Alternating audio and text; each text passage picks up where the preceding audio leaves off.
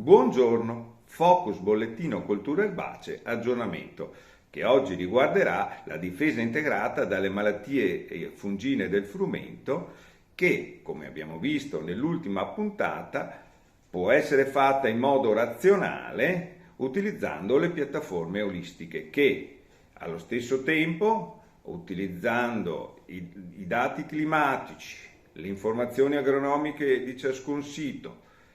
le caratteristiche delle varietà utilizzate, indicano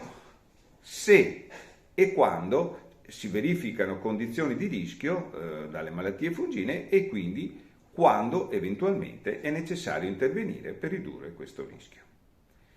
Dopo le piogge non abbondanti degli ultimi giorni è stata fatta una verifica del livello di rischio utilizzando la piattaforma olistica grano.net e abbiamo osservato come il rischio si mantenga basso o medio-basso per tutte le malattie fungine su tutto il territorio regionale.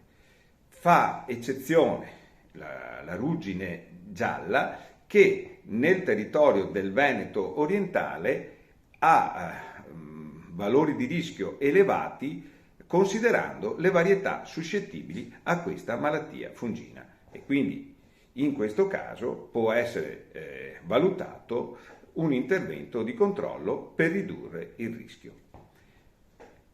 Osservate, seguite i bollettini colture erbacee pubblicati sul sito di Veneto Agricoltura www.venetoagricoltura.org o che potete ricevere richiedendo l'iscrizione a bollettino.erbacee@venetoagricoltura.org. Alla prossima!